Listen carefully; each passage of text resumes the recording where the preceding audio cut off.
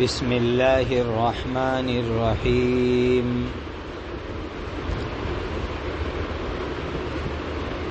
عن زبید قال سألت ابا وائل عن المرجئة فقال حدثني عبد الله ان النبي صلى الله عليه وسلم قال سباب المسلم فسوق وقتاله كفر۔ یہ مضمون چل رہا تھا، اس کی توضیح کی جا رہی تھی۔ بتلایا گیا تھا کہ مسلمان کو گالی دیوے یہ تو ممکن ہے، اگرچہ برا کام ہے، البتہ مسلمان کو قتل کافر ہی کر سکتا ہے۔ اس انداز کے اندر حدیث شریف میں کلام ہوا ہے۔ ایک بات تو یہ ہے کہ دارالافتاء کے اعتبار سے کفر کا فتویٰ جاری نہیں کرنا ہے، شناعت اور برائی کو بیان کرنا ہے کہ مسلمان کے ساتھ قتل قتال کا معاملہ بہت شنیع، بہت برا ہے،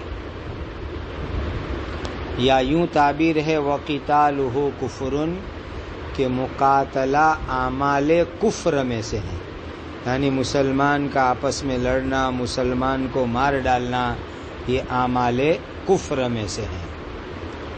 بعض حضرات نے اس کی توجیہ اس طریقے سے کی ہے، اگر ایک مسلمان دوسرے مسلمان کو حلال سمجھ کے مار ڈالتا ہے تو اس کی وجہ سے کفر ہو جاتا ہے، اس لیے کہ مسلمان کو مارنا بہت بڑا گناہ ہے۔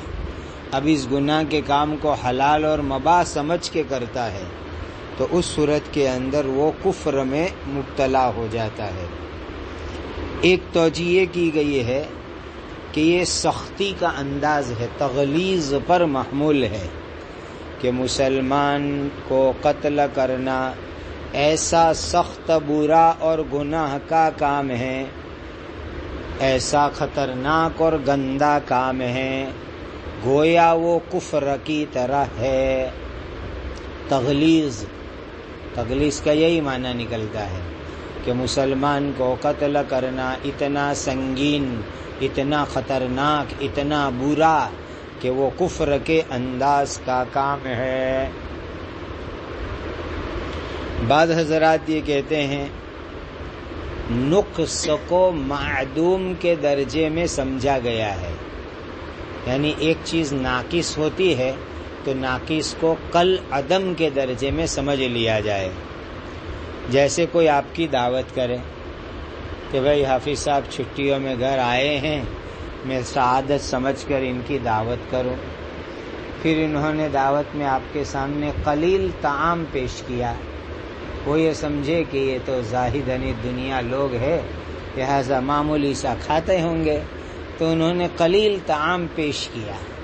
آپ دعوت سے گھر جا کر والدہ کو کہیں گے والدہ کھانا دیجئے، والدہ کہے دعوت میں گیا تھا خالہ کے یہاں، کھا کے نہیں آیا، کچھ بھی نہیں کھلایا خالہ جان نے، بس تھوڑا سا چکھا دیا ہے، وہ میں آ گیا اس لیے بھوکا ہوں ابھی تو قلیل کو کل عدم آپ قرار دیتے ہیں، تھوڑا سا کھانے کو کیا کہتے ہیں، کچھ بھی نہیں کھایا، بس میں تو ایسے ہی آ گیا ہوں۔ تو یہاں پر ایک مسلمان کو قتل کرنے سے آدمی کے ایمان میں ایسی کمی آ جاتی ہے گویا کہ وہ ایمان کہلانے کے قابل نہیں رہتا، اور وہ آدمی گویا کہ کفر کے لیبل والا ہو گیا، اس درجے میں پہنچ جاتا ہے۔ بعض حضرات کہتے ہیں کہ یہاں کفرن دون کفرن مراد ہے، کفرن دون کفرن مراد ہے، جو اصطلاح پہلے بتلائی گئی تھی۔ بہرحال حدیث شریف کے اندر دونوں گناہ کی سنگینی کا بیان ہے۔ سباب المسلم فسوق، مسلمان کو گالی دینا، برا بھلا کہنا، یہ بھی سنگین گناہ، اور مسلمان کو قتل کرنا، آپس میں قتل و قتال کرنا، یہ بھی سنگین گناہ ہے۔ اب امام بخاری رحمۃ اللہ علیہ نے استدلال اس طریقے سے کیا ہے مرجیہ کے رد میں کہ سباب المسلم فسوق وقتالہ کفر، کہ معصیت اور گناہ کی وجہ سے اس کے اوپر لفظ کفر کا اطلاق ہوا۔ مسلمان کو گالی دینا معصیت، مسلمان کے ساتھ بری بھلی بات کہنا یہ معصیت، تو معصیت کو عنوان دیا گیا ہے کفر کا، گویا کہ ڈر یہ لگا رہتا ہے کہ کہیں اس کے اعمال ضائع نہ ہو جاوے اور اس کے اعمال ختم نہ ہو جاوے، اس طریقے سے ان کو تنبیہ کی جا رہی ہے۔ تو ترجمۃ الباب کا جو دوسرا ترجمۃ الباب کے اندر جو بات کہی گئی تھی وہ بات کا گویا کہ اس بات ہو گیا کہ ایک مسلمان دوسرے مسلمان کے ساتھ قتل کرے، نافرمانی کرے اور اس کے اوپر توبہ نہ کرے، اس کی سنگینی اور اس کی خطرناکی حدیث شریف کے اندر بیان کی گئی اور اس سے جو ہے مسلمانوں کو روک دیا گیا۔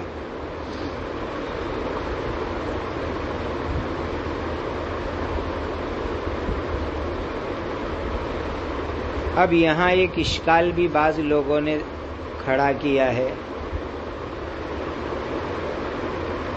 کہ قرآن مجید کے اندر آیا وَإِن طَائِفَتَانِ مِنَ الْمُؤْمِنِينَ اقْتَتَلُوا فَأَصْلِحُوا بَيْنَهُمَا، مسلمانوں کی ایمان والوں کی دو جماعت آپس میں لڑے تو تم ان کے درمیان صلح کرا دو۔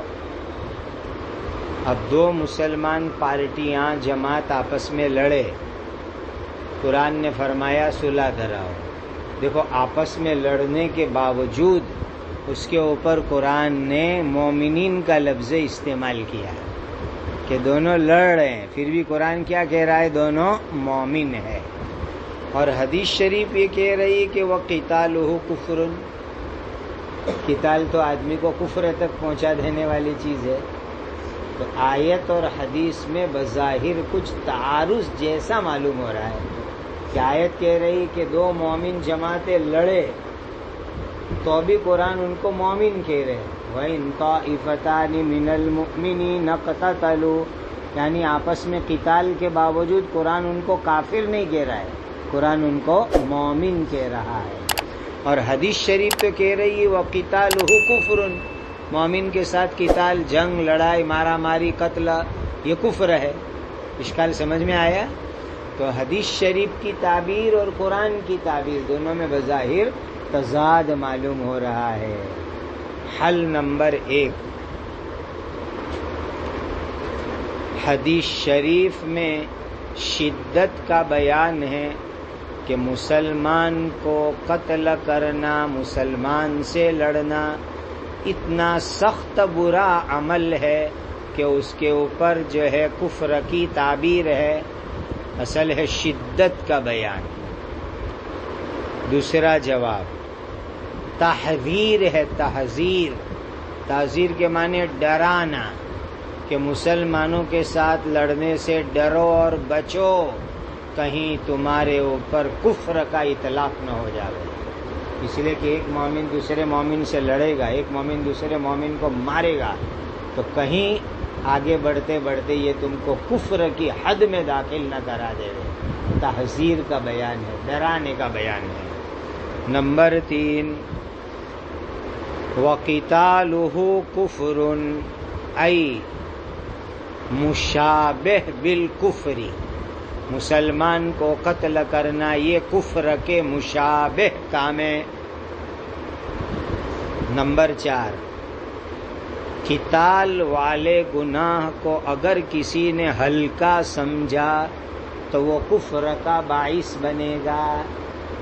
مسلمان کو قتل کرنے کا، لڑنے کا گناہ اگر ہلکا سمجھا، معمولی سمجھا، تو وہ کفر کا باعث ہے۔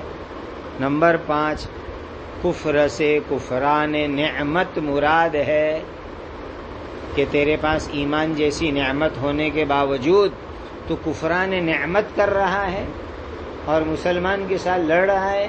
ایمان کی نعمت کا تقاضا امن، امان، صلح، محبت، اور تو نعمت کا کفران اور ناشکری کر کے تو لڑنے کے لیے کھڑا ہو جاتا ہے. تو بعض حضرات نے اس کو کفر سے کفران نعمت کے اوپر بھی محمول کیا ہے. وَقِتَالُهُ كُفْرٌ. جی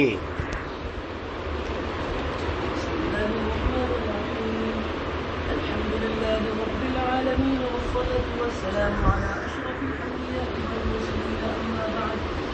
وبالسند المتصل منا إلى الإمام الهمام الحافظ الحجة أمير المؤمنين في الحديث أبي عبد الله محمد بن إسماعيل بن إبراهيم البخاري الجعفري رحمه الله تعالى.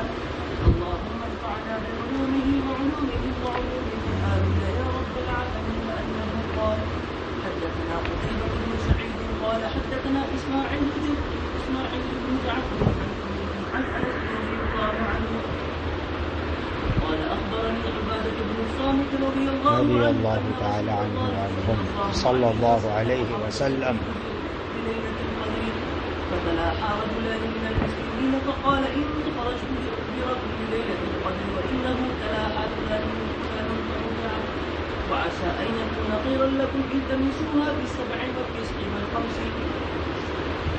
حضرت قتیبہ ابن سعید الثقفی امام بخاری کے استاد ہیں. اخبرنا کہ ہمیں ہمارے استاد حضرت قتیبہ ابن سعید نے خبر دی. یہ روایت حضرت انس رضی اللہ تعالی عنہ عنہم سے منقول ہے. فرماتے ہیں کہ مجھ کو حضرت عبادہ ابن صامت رضی اللہ تعالی عنہ عنہم نے خبر دی کہ نبی کریم صلی اللہ علیہ وسلم ایک دن تشریف لائے. خرج کے معنی نکل کر تشریف لائے گھر مبارک سے. تشریف لانے کا مقصد کیا؟ یخبر بلیلۃ القدر، لیلۃ القدر کے بارے میں خبر دینے کے لیے. دیکھو مسجد نبوی میں آپ صلی اللہ علیہ وسلم اعتکاف فرماتے تھے. اعتکاف کے لیے چٹائی سے ایک معتکف بنایا گیا تھا، چٹائی کا. اس معتکف سے خرج مراد ہے کہ آپ صلی اللہ علیہ وسلم اعتکاف میں تھے، چٹائی کا معتکف تھا، اور اس معتکف سے نکل کر کے آپ صلی اللہ علیہ وسلم تشریف لائے. تشریف لانے کا مقصد تھا لیلۃ القدر کی تعیین بتلانا کہ بھئی لیلۃ القدر کون سی رات میں ہوتی ہے، اس کی علامت بتلانا، تعیین کرنا. لیکن حضور باہر نکل کر آئے تو یہاں کیا دیکھا؟ فَتَلَاحَى رَجُلَانِ مِنَ الْمُسْلِمِينَ. دو مسلمان آپس کے اندر لڑ رہے تھے. کون دو مسلمان تھے یہ لڑنے والے بھائی؟ نمبر 1 حضرت عبداللہ ابن ابی حدرد الاسلمی رضی اللہ تعالی عنہ، اور دوسرے تھے حضرت کعب ابن مالک رضی اللہ تعالی عنہ. یہ دونوں میں کائی کی لڑائی ہو رہی تھی؟ حضرت کعب ابن مالک رضی اللہ تعالی عنہ نے قرض دیا تھا عبداللہ ابن ابی حدرد کو. گویا حضرت کعب قرض خواہ تھے اور حضرت عبداللہ ابن ابی حدرد مقروض تھے، تو قرض کا مطالبہ ہو رہا تھا. حضرت کعب بن مالک اپنے قرض کا مطالبہ کر رہے تھے عبداللہ بن ابی حدرد سے کہ میرا قرض لاؤ.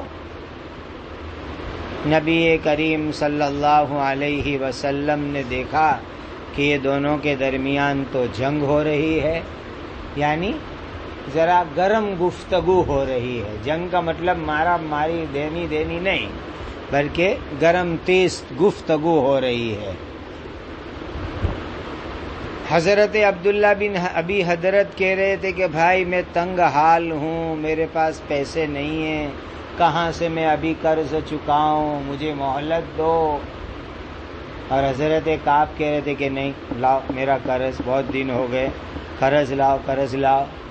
دونوں کے درمیان یہ ہو رہا تھا. بہرحال نبی کریم صلی اللہ علیہ وسلم معتکف سے نکل کے تشریف لائے تو حضور اب ان دونوں کے جھگڑے میں صلح کرانے میں مشغول ہو گئے.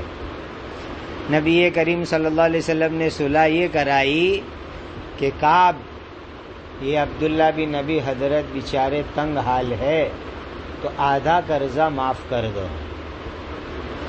اور عبداللہ بن ابی حضرت کو کہا کہ باقی آدھا قرضہ جلدی سے چکا دو. اس طرح نبی کریم صلی اللہ علیہ وسلم نے صلح کرائی کہ حضرت کعب بن مالک آدھا قرض معاف کر دے وے اور عبداللہ بن ابی حضرت باقی آدھا قرضہ فوراً ادا کر دے وے. اس طرح مصالحت ہو گئی، صلح ہو گئی. لیکن ہوا کیا، اس صلح کے درمیان کے اندر لیلۃ القدر کی تعیین آپ صلی اللہ علیہ وسلم بھول گئے، تعین ہی بھول گئے. ان کی صلح اور جھگڑے گئے. اب ایسا ہوتا ہے بعض مرتبہ کہ انسان اپنے گھر سے ایک کام کے لیے نکلا اور کوئی دوسرا مسئلہ سامنے پیش آ گیا اور وہ زیادہ اہم تھا تو اول مسئلہ تو دھڑا کا دھڑا ہی رہ جاتا ہے اور آدمی دوسرے کام میں ہی مشغول ہو جاتا ہے. والدہ نے بھیجا کہ جاؤ لیمبو لے آؤ، کہہ کر کے آپ ٹھیلے لے کے گھر سے باہر نکلے. باہر نکلے نے خبر ہوئی کہ محلے میں اس کے بکرا کے ٹانگ ٹوٹ گئی تو جلدی سے ہاسپٹل لے کے دوڑو بکرے کو. تو اب وہ بکرے کی ٹانگ ٹوٹ گئی، وہ ایمرجنسی کیس پیش آیا تو آپ جو ہے دوڑ دھوپ میں لے گئے. امی نے لیمبو منگوائے تھے وہی بھول گیا. اب شام کو گھر پہنچے، امی نے کہا لیمبو تو ہاسپٹل کے چکر میں بھول گیا. اس طرح ہوتا ہے کہ آدمی ایک کام کے لیے نکلے اور ایک دم دوسرا اہم کام پیش آ گیا تو اول کام آدمی بھول جاوے، ذہن سے نکل جاوے. تو اس طریقے سے نبی کریم صلی اللہ علیہ وسلم گھر سے باہر تشریف لائے وہ لیلۃ القدر کی تعین بتلانے کے لیے، لیکن اچانک مسئلہ پیش آ گیا دو آدمی میں صلح کا. تو نبی کریم صلی اللہ علیہ وسلم دوسری طرف متوجہ ہو گئے. پھر کیا فرمایا؟ انی خرجت لاخبرکم بلیلۃ القدر، میں نکل کے آیا تھا تاکہ تم کو میں لیلۃ القدر کی خبر دوں. وَإِنَّهُ تَلَاحَا فُلَانٌ وَفُلَانٌ، اور یقیناً فلانے اور فلانے کے درمیان آپس میں جھگڑا ہو رہا تھا، بول چال ہو رہی تھی. فَرُفِعَتْ، لہذا اس کی تعیین میرے ذہن سے اٹھا لی گئی. فرفیت کا کیا ترجمہ کرنے کا؟ لیلۃ القدر کی تعیین میرے ذہن سے اٹھا لی گئی. میرے ذہن میں تھی اس کی تعیین لیکن اٹھا لی گئی.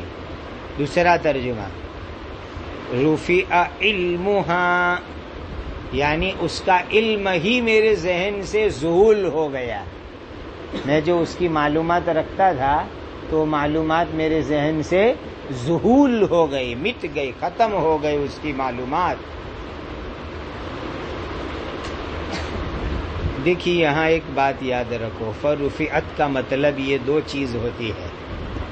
ایک تو تعیین میرے ذہن سے اٹھا لی گئی، دوسرا معنی اس کا علم ذہول سے بدل گیا. یہ ہے فرفعت کا معنی. امت میں روافض یہ کہتے ہیں کہ رفعت کا معنی ہے شب قدر ہی اٹھا لی گئی، یعنی اب شب قدر ہے ہی نہیں. یہ مطلب سراسر غلط ہے، چونکہ اگر شب قدر اٹھا لی گئی ہوتی تو آگے نبی کریم صلی اللہ علیہ وسلم فرما رہے التمیسوها، یہ تلاش کی جو بات حضور نے فرمائی یہ فرماتے ہی نہیں.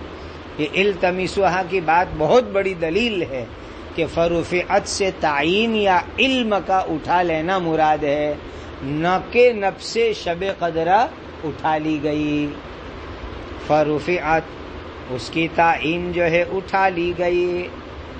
وَعَسَىٰ أَن يَكُونَ خَيْرًا لَكُمْ، اور یقین ہے کہ اس میں تمہارے لیے بھلائی ہی بھلائی ہوئے، یقین ہے کہ اس میں تمہارے لیے بھلائی ہی بھلائی ہوئے، یعنی تعین اٹھا لی گئی تو اس میں بڑی خیر ہے۔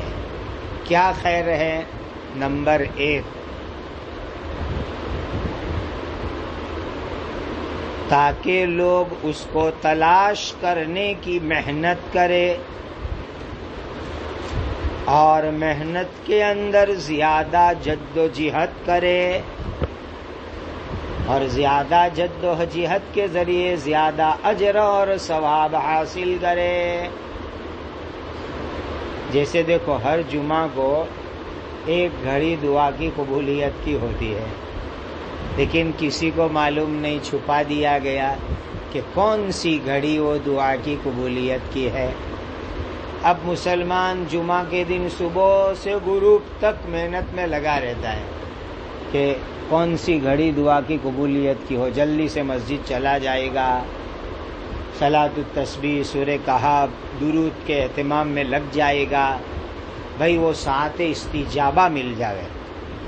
پھر خطبے سے پہلے بیٹھ کے دعا کرے گا، 2 خطبے کے درمیان دل میں دعا کرے گا، جمعہ کی نماز بعد دعا کرے گا، عصر اور مغرب کے درمیان دعا کرے گا، مغرب سے قبیل پوری اہتمام سے دعا میں لگ جائے گا۔ اب کتنی کوشش کر رہا ہے جمعہ کی ایک گھڑی تلاش کرنے کے لیے۔ اب اگر متعین گھڑی ہوتی کہ بھئی مغرب سے 5 منٹ پہلے، تو اکھا دن جمعہ کو طلبہ گھومتے اور مغرب سے 5 منٹ پہلے مسجد میں آ کے بیٹھ جاتے کہ بھئی آج تو جمعہ یعنی ہماری چھٹی کا دن ہے، گھومو پھرو، اور 5 منٹ پہلے وہ ساعت استجابہ ہے مسجد میں آ کے بیٹھ جانے کا، چلو اصول ہو گئی۔ اب یہ کیا ہو جاتا کہ کم قدر ہوتی اور زیادہ وقت ضائع ہوتا۔ اب اللہ تعالیٰ نے وہ ایک گھڑی چھپا دی، لہذا جمعہ کا پورا دن جد و جہد کریں گے، محنت کریں گے، کوشش کریں گے اس گھڑی کو حاصل کرنے کے لیے۔ یہی حال ہے لیلۃ القدر کا بھی، کہ اللہ تعالیٰ نے اس کو رمضان کی کسی بھی رات میں رکھ دیا، بلکہ حضرت امام ابو حنیفہ کا مسلک تو یہ ہے کہ پورے سال میں کبھی بھی لیلۃ القدر ہو سکتی ہے، اور رمضان کی کسی بھی رات میں لیلۃ القدر ہو سکتی ہے۔ اب امت اس کے لیے جد و جہد کر رہی ہے، محنت کر رہی ہے، تو زیادہ اجر کما رہی ہے اور زیادہ اجر حاصل کر رہی ہے۔ وَعَسَىٰ أَن يَكُونَ خَيْرًا لَكُمْ، اور یہ تعین کا اٹھا لیا جانا تمہارے لیے خیر ہی خیر ہوگا۔ التمسوها، تم اس کو تلاش کرو، فی السبع 27ویں رات میں، والتسع 29ویں رات میں، والخمس 25ویں رات میں تم اس کو تلاش کرو، یعنی 27، 29، 25ویں رات میں تم اس کو تلاش کرو۔ اب دیکھیے رمضان کے اخیری عشرے میں کوئی بھی رات لیلۃ القدر ہو سکتی ہے، اس لیے کہ گنتی 2 طریقے سے ہوتی ہے۔ دونوں گنتی کو سامنے رکھو تو 21، 23، 25، 27، 29، یا 20، 24، 26، 30 دونوں طرح سے تعین ہو سکتی ہے۔ اس لیے پورا آخری عشرہ مراد لے لینے کا کہ پورے آخری عشرے کی راتوں میں جد و جہد کرو، محنت کرو رمضان کے اندر، تاکہ لیلۃ القدر نصیب ہو جاوے۔ اب اس حدیث شریف کے اندر نبی کریم صلی اللہ علیہ وسلم نے نمبر 1 جھگڑے کی نحوست سے آگاہ کیا، جھگڑے کی نحوست سے آگاہ کیا کہ اس کا ایسا اثر نبی کریم صلی اللہ علیہ وسلم بھی بھلا دیے گئے، اس کا ایسا برا اثر کہ خود نبی کریم صلی اللہ علیہ وسلم بھی شب قدر کی تعین بھلا دیے گئے۔ نمبر 2، عام امت کو بھی اس کا اثر ہوا، عام امت کو بھی اس کا اثر ہوا کہ امت تعین سے محروم ہو گئی جھگڑے کی وجہ سے۔ نمبر 3، جھگڑے کی برائی سامنے آ گئی اور آئندہ بھی استحضار رہے گا امت کو کہ جھگڑا کتنا برا، کہ لیلۃ القدر جیسی عظیم نعمت سے امت محروم ہو گئی، لیلۃ القدر کی تعین جیسی نعمت سے امت محروم، ہمیشہ استحضار رہے گا اور امت جھگڑے سے اپنے آپ کو بچانے کی کوشش کرے گی۔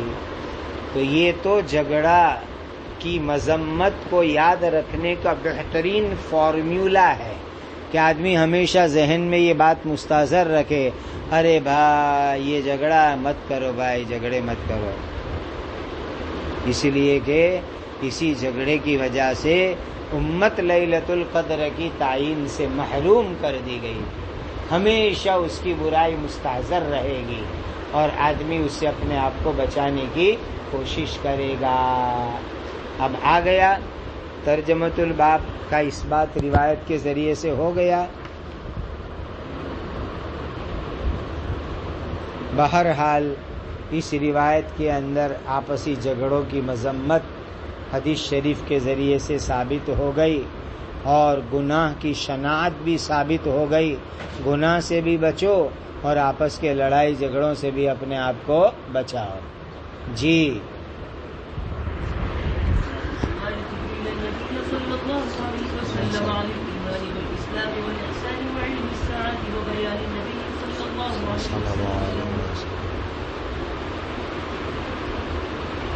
قال جاء جبريل عليه السلام يعلمكم دينكم وجعل ذلك كله دينا، وما بين النبي صلى الله عليه وسلم لرب عبد قيس من الإيمان قوله تعالى ومن يبتغي غير الإسلام دينا فلن يقبل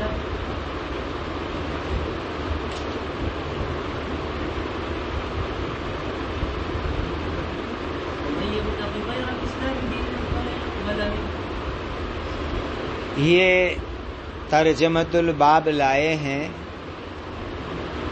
جبرائیل امین کا نبی کریم صلی اللہ علیہ وسلم سے سوال کرنا۔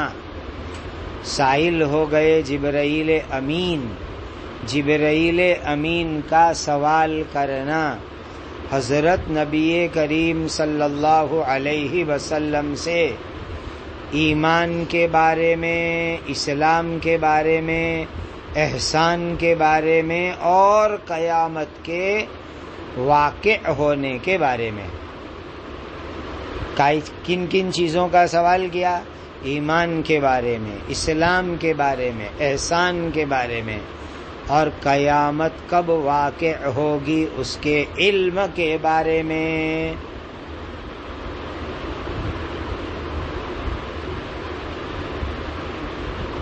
وَبَيَانِ النَّبِيِّ صلی اللہ علیہ وسلم لہ، اور حضرت نبی کریم صلی اللہ علیہ وسلم نے جبرائیل امین کو اس کا جواب دیا۔ بیان کے معنی وضاحت۔ جبرائیل نبی کریم صلی اللہ علیہ وسلم نے جبرائیل امین کو اس کا جواب دیا، ایمان کیا ہے، اسلام کیا ہے، احسان کیا ہے، اور قیامت کے علم کے بارے میں جواب دیا۔ اب یہاں ایک اشکال پیدا ہوتا ہے کہ نبی کریم صلی اللہ علیہ وسلم نے تو علم الساعہ کا جواب تو دیا نہیں، آپ صلی اللہ علیہ وسلم نے قیامت کب واقع ہوگی اس کا تو حضور نے جواب نہیں دیا۔ پھر کیسے کہہ دیا گیا کہ قیامت کب واقع ہوگی اس کا جواب دیا ہے؟ سوال سمجھ میں آیا؟ اس لیے کہ قیامت کب واقع ہوگی اس کا جواب حضور نے نہیں دیا، تو پھر کیسے کہا جا رہا ہے کہ نبی کریم صلی اللہ علیہ وسلم نے اس کا جواب دے دیا؟ تو نمبر ایک، توجیہ نمبر ایک، نبی کریم صلی اللہ علیہ وسلم نے جبرائیل امین کے اکثر سوالوں کے جواب دے دیے، اسی لیے للاکثر حکم الکل،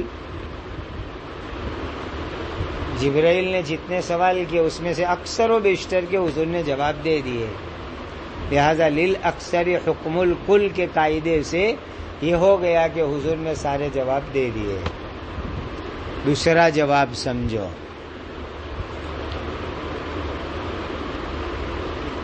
قیامت کے سوال کے جواب میں نبی کریم صلی اللہ علیہ وسلم نے جو یہ فرمایا کہ مجھے بھی اس کا علم نہیں ہے، اخیر حدیث میں جا کر آپ صلی اللہ علیہ وسلم فرمائیں گے کہ مل مسئول بأعلم من السائل، گویا حضور کا جواب نہ دینا اور لا علمی کا اظہار کرنا یہ بھی ایک طرح کا جواب ہے، یہ بھی ایک طرح کا جواب ہے۔ کسی چیز کے بارے میں آدمی کہہ دے کہ مجھے معلوم نہیں، یہ بھی ایک طرح کا جواب ہے، اسی لیے قیامت والے سوال کا جواب بھی آ گیا۔ دیکھو یہ علماء کے لیے، مولویوں کے لیے بہت بڑی عبرت اور نصیحت کی بات ہے۔ نبی کریم صلی اللہ علیہ وسلم کا طرز عمل کہ ہر سوال کے جواب نہیں دینے ہوتے ہیں، جو جواب نہ آتا ہو کہہ دو مجھے نہیں آتا، یہ بھی ایک جواب ہے۔ حضرت امام مالک رحمۃ اللہ علیہ کے بارے میں آتا ہے کہ ایک مجلس میں کسی نے آپ کو 48 سوالات کیے، تو 32 سوالوں کے بارے میں فرمایا لا ادری، مجھے معلوم نہیں ہے، اور 16 سوالوں کے جواب دیے امام مالک رحمۃ اللہ علیہ نے۔ اب اندازہ لگاؤ کہ امام مالک جیسے جلیل القدر عالم اپنے زمانے کے امام وقت وہ 32 سوالوں کے جواب نہ دے اور کہہ دے کہ لا ادری، اور اپنا مزاج کیا ہے کہ کوئی سوال کرے آتا ہوئے کہ نہ آتا ہوئے، میرا اندازہ ایسا ہے کہ یوں ہونا چاہیے، نہ کہنے سے تو ہمیں شرم آتی ہے، تو نہ کہہ دینا یہ بھی ایک طرح کا جواب ہے۔ گویا نبی کریم صلی اللہ علیہ وسلم نے قیامت کے بارے میں جواب نہیں دیا، وہ بھی ایک طرح فرمایا کہ مجھے معلوم نہیں، وہ بھی ایک طرح کا جواب ہے۔ ثم قال، پھر اخیر میں آپ صلی اللہ علیہ وسلم نے فرمایا یہ سائل جانتے ہو کون ہے؟ یہ تو جبرائیل امین آئے تھے، یعلمکم دینکم، وہ تم کو تمہارا دین سکھانے کے لیے آئے تھے۔ یہ زندگی کے آخری ایام کا واقعہ ہے۔ بعضوں نے کہا کہ حجۃ الوداع سے کچھ پہلے، اور بعضوں نے کہا کہ حجۃ الوداع کے کچھ بعد، حالانکہ حجۃ الوداع کے تقریباً 84 دن حضور زندہ رہے دنیا میں۔ 10 ذی الحج کو حجۃ الوداع ہوا، ذی الحج کا مہینہ، پھر محرم اور سفر، اور ربیع الاول میں تو دنیا سے تشریف لے گئے۔ تو حجۃ الوداع کے بعد کا بھی قول ہے کہ یہ جو حدیث ہے یہ حجۃ الوداع کے کچھ پہلے یا کچھ بعد کا یہ قصہ ہے۔ تو حضور پاک صلی اللہ علیہ وسلم کی حیات کے آخری ایام میں جبرائیل امین تشریف لائے اور سوال جواب کے انداز میں پورے دین کا خلاصہ، دین کا مغز، دین کا لب لباب مستحضر کروا دیا گیا، دین کا نچوڑ بتلا دیا گیا۔ اسی لیے نبی کریم صلی اللہ علیہ وسلم نے فرمایا یہ جبرائیل امین آئے تھے تم کو تمہارا دین سکھلانے کے واسطے، فجعل ذلک کلہ دینا، تو پوری تعلیم کو دین قرار دیا گیا، پوری تعلیم کو دین قرار دیا گیا۔ امام بخاری اپنا مقصد ثابت کر رہے ہیں کہ اسلام، ایمان، دین یہ سب مترادف الفاظ ہے، ایمان، اسلام، دین، احسان سب کے سب مترادف الفاظ ہے، یہ ثابت فرما رہے ہیں۔ کہ پوری تعلیم کو دین کا عنوان دیا گیا. وما بین النبی صلی اللہ علیہ وسلم لوفد عبد القیس من الایمان. اب دیکھو یہ دوسری بات ہے ذہن میں رکھنا. حدیث جبرائیل والی بات تو دینن پر پوری ہوئی. اب وما بین، واو بمانا مع، واو بمانا مع، کہ جس طریقے سے جبرائیل امین کے تمام سوالوں کے جوابات کو دین کی تعلیم بتلایا گیا، اسی طریقے سے وفد عبد القیس کو ایمان کے بارے میں جو کچھ سکھلایا گیا اس کو بھی دین قرار دیا گیا. واو بمانا مع کا ترجمہ برابر سمجھو. کیسے واو بمانا مع ہوگا؟ جس طریقے سے جبرائیل امین کے تمام سوالوں کے جواب اس کو دین قرار دیا گیا، بالکل اسی کے ساتھ ساتھ وفد عبد القیس نے آ کر نبی کریم صلی اللہ علیہ وسلم کو جو سوال جواب کیے وہ بھی پورا دین کی تعلیم قرار دیا گیا.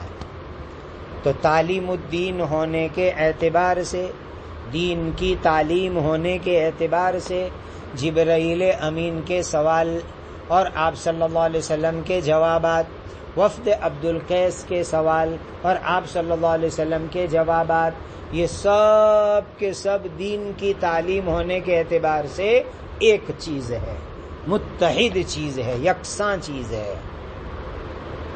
کیا نتیجہ نکلا؟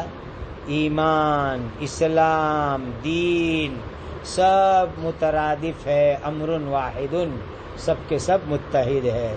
اس طریقے سے امام بخاری رحمۃ اللہ علیہ نے ترجمۃ الباب کو ثابت کرنے کی کوشش کی ہے. اخیر میں ایک مستقل باب آ رہا ہے وفد عبد القیس کے بارے میں. قبیل عبد القیس کا ایک وفد حضرت نبی کریم صلی اللہ علیہ وسلم کی خدمت کے اندر آیا تھا اور انہوں نے بھی ایمان کے متعلق سوال کیے تھے، اور آپ صلی اللہ علیہ وسلم نے وہی بات جواب میں ارشاد فرمائی جو جبرائیل امین کو جواب میں ارشاد فرمائی تھی. تو وفد عبد القیس نے ایمان کے بارے میں سوال کیے اور حضور نے جو ان کو جوابات دیے وہی جوابات جو ہے یہاں پر جبرائیل امین کو دیے جا رہے ہیں. تو وہ بھی اسلام سیکھنے آئے تھے دور دراز سے سفر کر کے، چونکہ ان کے لیے آنا مشکل ہوتا تھا. بیچ میں لڑاکو قبیلے پڑتے تھے جو آنے جانے اس کے لیے رکاوٹ بنتے تھے، اس لیے ہر وقت حصول علم کے لیے آنا مشکل کام تھا.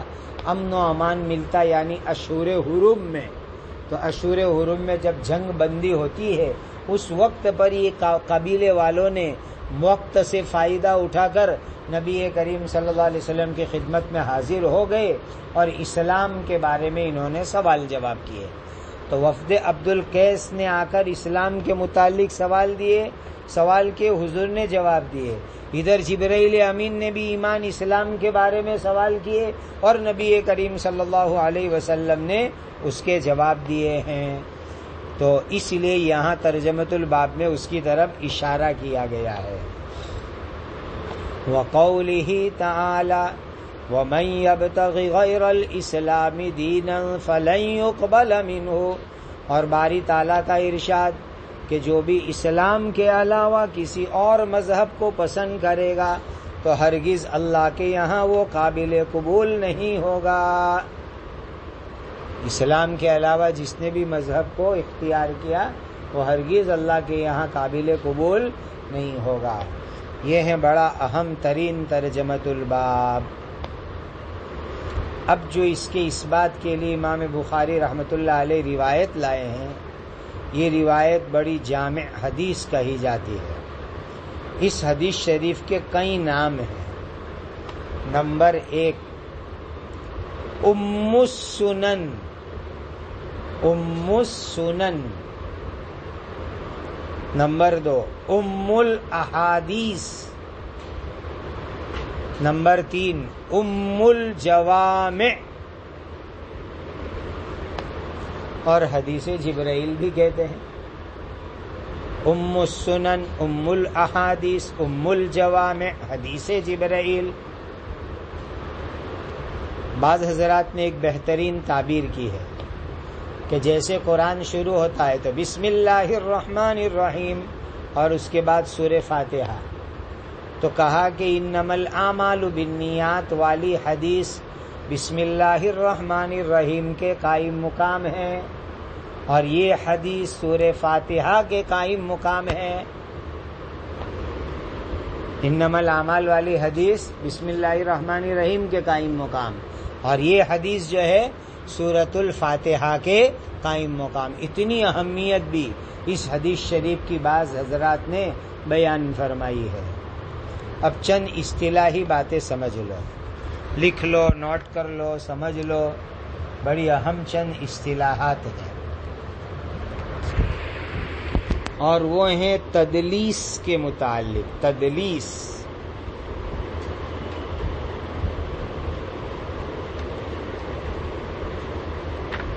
حدیث شریف کے اندر بار بار جو ہے یہ لفظ آتا ہے کہ مدلس کا عنعنہ مقبول نہیں ہوتا ہے. تو یہ تدلیس کیا ہے، مدلس کیا ہے، اس کے اقسام کیا ہے، اس کی نوعیت کیا ہے،